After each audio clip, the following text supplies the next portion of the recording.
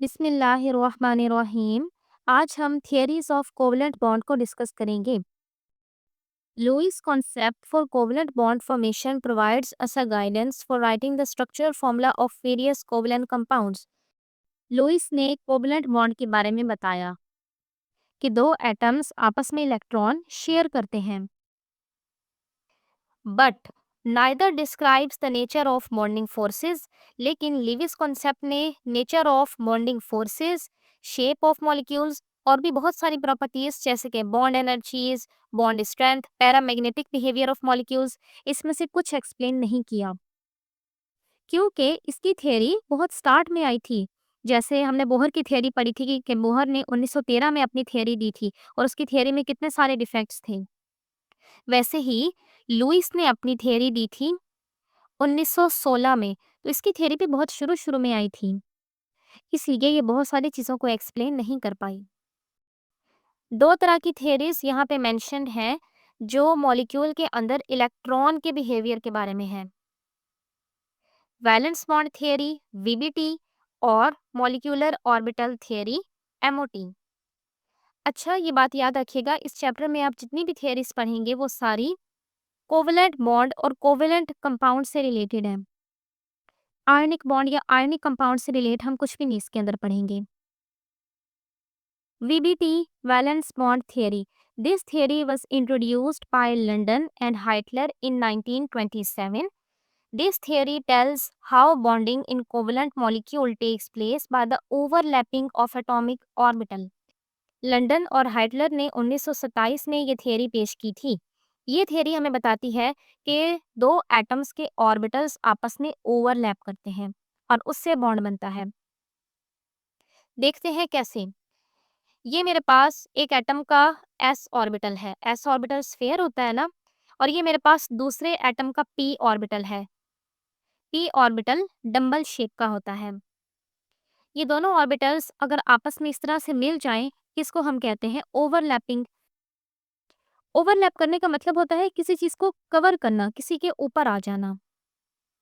तो वीबीटी बताती है कि कैसे दो एटम्स के ऑर्बिटल्स आपस में ओवरलैप करते हैं और इससे कोवलेंट बॉन्ड बनता है। It not only provides basic information for analyzing the structure, इसने सिर्फ स्ट्रक्चर के बारे में बेसिक मालूमात ही नहीं दी, बल्कि इसने और भी बहुत कुछ बताया, जैसे कि कोवलेंट बॉन्ड की स्ट्रेंथ को और मॉलिक्यूलर शेप को भी। लेकिन मॉलिक्यूलर शेप को ये बहुत अच्छे से एक्सप्लेन करने में फेल रही है ये theory. The main postulates of this theory are given below. अब इसके मेन पोस्टुलेट्स देखते हैं। A covalent bond is formed due to the overlap of half-filled orbital of combining atoms. दोनों combining atoms के half-filled orbitals आपस में overlap करते हैं। ये बात याद रखिएगा कि बॉन्ड हमेशा half-filled orbitals के दरमियान ही बनता है। आगे ओवरलैप लफ्ज का मतलब लिखा हुआ है। The term overlap represents sharing of some common regions in space. लफ्ज ओवरलैप का मतलब होता है कुछ रीजन्स का आपस में शेयर होना। Second point, as a result of overlapping there is a maximum electron cloud somewhere between the two overlapped orbital. जब ओवरलैपिंग होती है तो ओवरलैप्ड ऑर्बिटल्स में इलेक्ट्रॉन्स कंसंट्रेटेड होते हैं, यानी उस खास रीजन में जहाँ पे बॉन्डिंग बनी है वहाँ पे इलेक्ट्रॉन्स कंसंट्रेटेड होते हैं। क्योंकि बगैर बॉन्डिंग के एक इलेक्ट्रॉन पूरे ऑर्बिटल में कहीं भी मौजूद होता है, लेकिन जब बॉन्ड बन जाता है तो फिर वो इलेक्ट्रॉन उस खास एरिया में कंसंट्रेटेड हो जाता है। तो इसलिए हम कहते हैं कि वहाँ पे डेंसिटी ज़्यादा है या वहाँ कंसंट्रेशन ज़्यादा है। The electrons present in both overlapped orbitals should be in opposite spin. Overlapped orbitals में जो इलेक्ट्रॉन मौजूद होते हैं उन दोनों की स्पिन ऑपोजिट होती है। एक अगर क्लॉकवाइज है तो दूसरा एंटी क्लॉकवाइज होगा। Next, the strength of bond is determined by the extent of overlap. The greater the overlap, the stronger is the bond. Bond कितना स्ट्रॉन्ग है ये ओवरलैप पे डिपेंड करता है। अगर वो ओवरलैप ज़्यादा अच्छे तरीके से हुए हैं तो उनकी बॉन्ड स्ट्रेंथ भी अच्छी होगी, यानी जितना ज़्यादा ओवरलैप उतनी ज़्यादा bond strength. Next, each atom involves in the overlapping keeps its own atomic orbital, but electron pair is shared up by both atoms which take part in the overlapping. दोनों orbitals जो bonding में हिस्सा ले रहे हैं, bond बनने के बाद भी वो दोनों ऑर्बिटल्स बरकरार रहते हैं। जैसे एक s ऑर्बिटल है, एक p ऑर्बिटल है, तो बॉन्डिंग के बाद भी s ऑर्बिटल s ही रहता है, p ऑर्बिटल p ही रहता है। हर एटम अपने अपने ऑर्बिटल को बरकरार रखता है। हाँ, ये ज़रूर होता है कि जिन इलेक्ट्रॉन्स को उन्होंने शेयर किया होता है, वो उन दोनों के लिए होते हैं। Valence bond theory describes two way of overlapping of atomic orbital which results in the formation of following two types of covalent bond. जब ओवरलैपिंग होती है दो ऑर्बिटल्स के दरमियान में तो दो तरह के बॉन्ड्स बन सकते हैं, सिग्मा बॉन्ड या पाई bond. Sigma bond, this bond is established when the two atomic orbital overlap linearly. जब दो ऑर्बिटल्स आपस में लीनियरली ओवरलैप करें, जैसे ये मैं आपको पिक्चर दिखा रही हूँ s और p ऑर्बिटल्स की, इन दोनों की ओवरलैपिंग लीनियर है, ये दोनों एक लाइन में ओवरलैपिंग कर रहे हैं इस तरह से कि इन दोनों एटम्स के न्यूक्लियाई एक लाइन में आ रहे हैं। इस बॉन्ड को डिफाइन कर सकते हैं, the bond formed by head to head overlapping of half filled atomic orbitals. Half filled atomic orbitals की हेड टू हेड ओवरलैपिंग होती है। The electron density in sigma bonded atoms found highest between the two bonded nuclei. दो bonded nuclei के दरमियान में जो जगह होती है वहां पे सबसे ज्यादा इलेक्ट्रॉन की डेंसिटी होती है, क्योंकि जैसा मैंने पहले भी बताया, बगैर बॉन्डिंग के इलेक्ट्रॉन पूरे ऑर्बिटल में घूम रहा होता है, लेकिन बॉन्ड बनने के बाद वो उस खास जगह पे ही कंसंट्रेटेड हो जाता है। तो इसलिए हम कहते हैं कि वहाँ डेंसिटी ज़्यादा होती है, और जब सिग्मा बॉन्ड बना हो तो हाई इलेक्ट्रॉन डेंसिटी हमें दो बॉन्डेड न्यूक्लियाई के दरमियान में मिलेगी। The formation of sigma bond results due to the following types of head to head overlapping. अब आगे तीन तरह की ओवरलैपिंग की इकसाम दी गई हैं जो तीनों ही सिग्मा बॉन्ड की कैटेगरी में आती हैं। S S overlapping, it is the overlap of half filled s orbital of two combining atoms. जब दोनों कंबाइनिंग एटम्स के f ऑर्बिटल्स आपस में ओवरलैप करें तो उस ओवरलैपिंग को हम कहते हैं एस एस ओवरलैपिंग। जैसे कि एग्जाम्पल है H2 मॉलिक्यूल। हाइड्रोजन की इलेक्ट्रॉनिक कॉन्फ़िगरेशन होती है 1s1, यानी कि s ऑर्बिटल में सिर्फ एक इलेक्ट्रॉन मौजूद है। तो अब दो हाइड्रोजन के एटम्स जब आपस में कंबाइन होंगे तो इनके s ऑर्बिटल्स आपस में ओवरलैप करेंगे और दोनों के पास एक एक इलेक्ट्रॉन है, वो दोनों शेयर कर लेंगे अपना। तो इस तरह से दोनों का डुप्लेट पूरा हो जाएगा, यानी दोनों के पास दो दो इलेक्ट्रॉन्स होंगे। जो शेयर किए हैं वो एक एटम के भी होंगे और दूसरे एटम के भी होंगे। sp overlapping, it is the overlap of half filled s and half filled p orbital of two combining atoms. एक एटम का s ऑर्बिटल और दूसरे एटम का p ऑर्बिटल जब आपस में बॉन्ड बनाते हैं तो इस ओवरलैपिंग को कहते हैं sp overlapping sigma bond. Example HF और HCl। HF को देखते हैं। हाइड्रोजन के अंदर होता है 1s1, यानी कि s ऑर्बिटल में सिर्फ एक इलेक्ट्रॉन, और फ्लोरीन इसके अंदर टोटल 9 इलेक्ट्रॉन्स होते हैं। कैसे? 1s2, 2s2, 2px2, 2py2, 2pz1।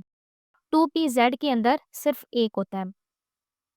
तो इस तरह से हाइड्रोजन का 1s और फ्लोरीन का 2pz ऑर्बिटल, इन दोनों के दरमियान सिग्मा बॉन्ड बन जाता है। इस पिक्चर में देखें, ये है हाइड्रोजन का s ऑर्बिटल और ये तीन फ्लोरीन के p ऑर्बिटल्स बने हुए हैं।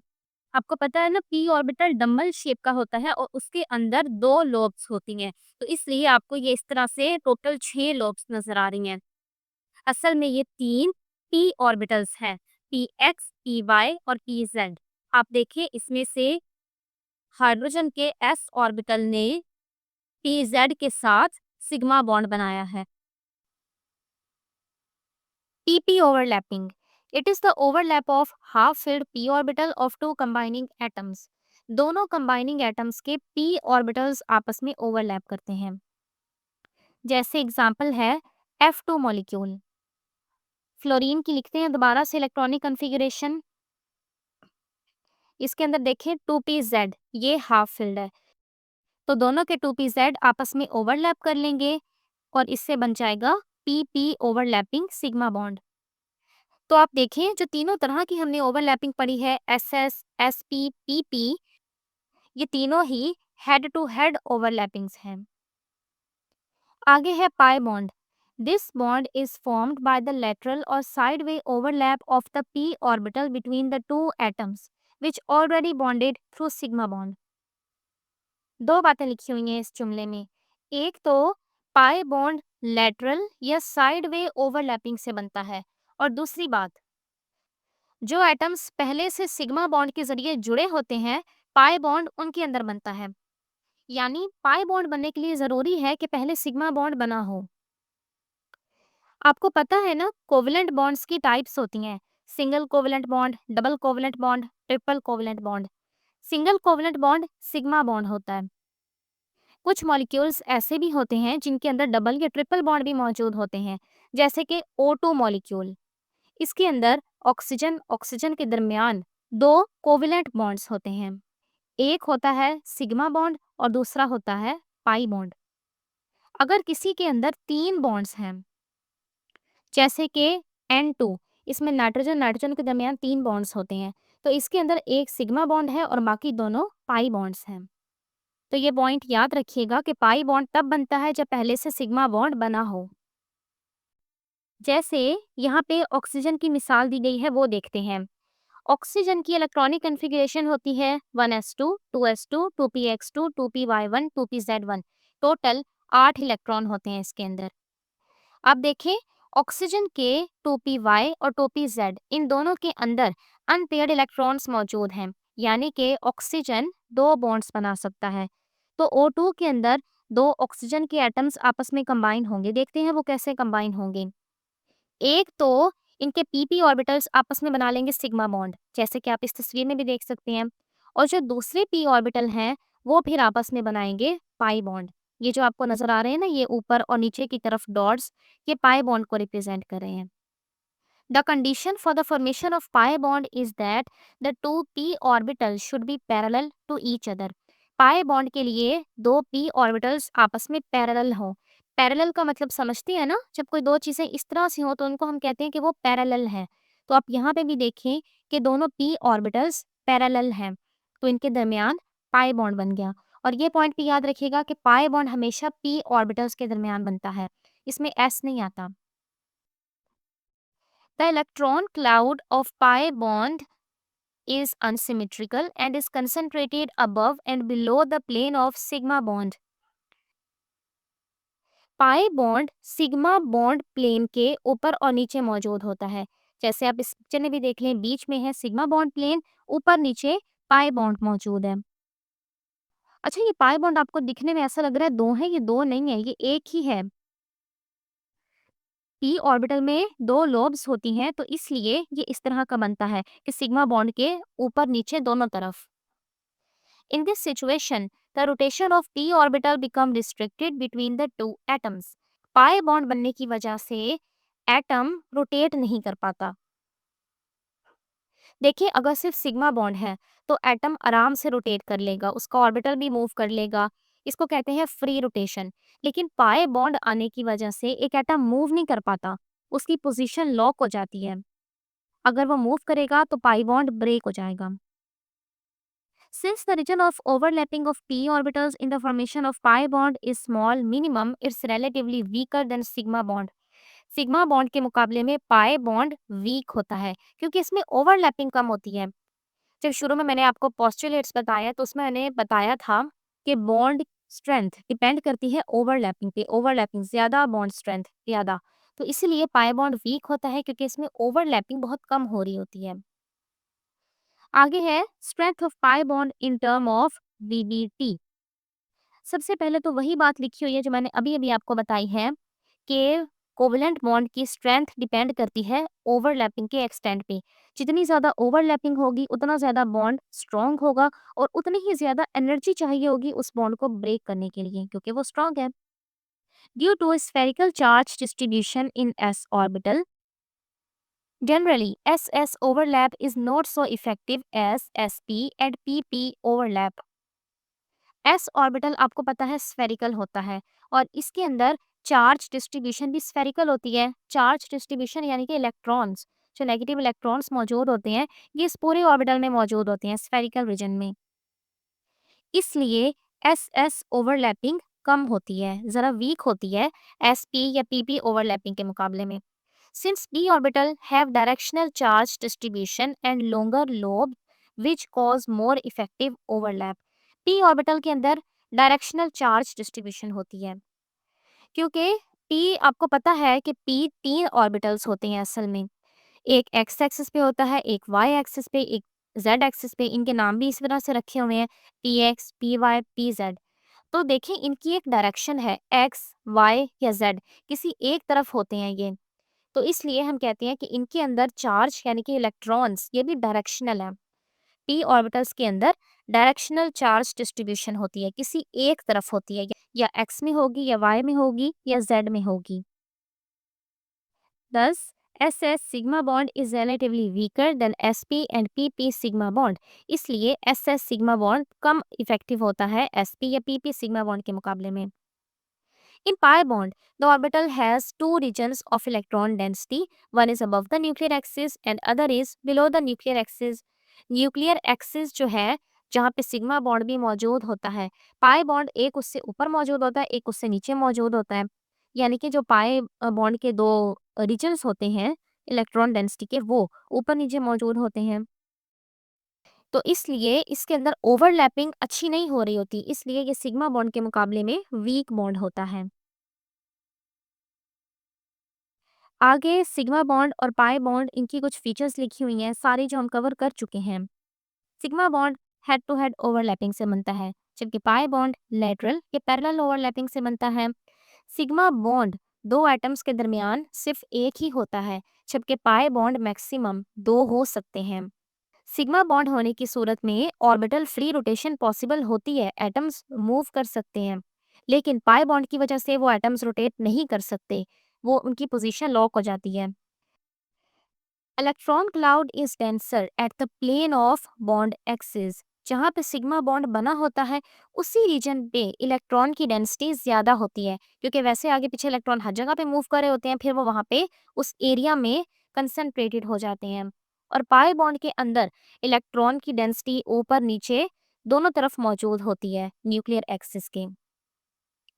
वैलेंस बॉन्ड थियरी की लिमिटेशंस। सबसे पहली है, it fails to describe the valencies in carbon, boron and beryllium. Carbon, boron, aluminium, इस तरह के एटम्स की वैलेंसीज को डिस्क्राइब करने में वीबीटी फेल रही है। अब देखें बोरोन, इसकी कन्फिग्रेशन होती है 1s2 2s2 2p1। दिखने में तो ऐसा लग रहा है कि इसके अंदर सिर्फ एक ही अनपेयर्ड इलेक्ट्रॉन है और ये सिर्फ एक बॉन्ड बनाएगा। हालांकि हालांकि बोरोन की वैलेंसी होती है +3। ये 3 बॉन्ड्स बना सकता है। ये वैलेंसी का मैंने आपको सबसे पहली वीडियो में बताया था इस चैप्टर की। तो दिखने में तो ऐसा लग रहा है कि सिर्फ एक वैलेंसी है, हालांकि 3 होती है, तो वीवीटी इसको एक्सप्लेन नहीं कर पाई। बेरिलियम को देख लेते हैं, इसकी कन्फिग्रेशन होती है 1s2 2s2। तो अब देखें कि इसके अंदर तो लग रहा है कि कोई अनपेयर्ड इलेक्ट्रॉन है ही नहीं, तो इसकी वैलेंसी होगी 0, हालांकि इसकी वैलेंसी होती है 2। ये 2 बॉन्ड्स बनाता है। अगली limitation, it does not tell about paramagnetic behaviour of oxygen. Oxygen molecule का पैरामैग्नेटिक बिहेवियर ये थियरी एक्सप्लेन नहीं कर पाई। पैरामैग्नेटिक बिहेवियर यानी कि मैग्नेटिक फील्ड में अट्रैक्टेड होना, और मैग्नेटिक फील्ड में सिर्फ वही चीज़ें अट्रैक्टेड होती हैं जिनके अंदर अनपेयर्ड इलेक्ट्रॉन मौजूद हो। हालांकि देखा जाए तो ऑक्सीजन के मॉलिक्यूल के अंदर कोई अनपेयर्ड इलेक्ट्रॉन मौजूद नहीं होता, तो फिर क्यों ये मॉलिक्यूल मैग्नेटिक फील्ड में अट्रैक्टेड होता है, पैरामैग्नेटिक बिहेवियर शो करता है? इस बात को भी वीबीटी एक्सप्लेन नहीं कर पाई। थर्ड लिमिटेशन, कि ये इलेक्ट्रॉन की डीलोकलाइजेशन को भी एक्सप्लेन नहीं कर पाई मॉलिक्यूल के अंदर। अस्सलामुअलैकुम।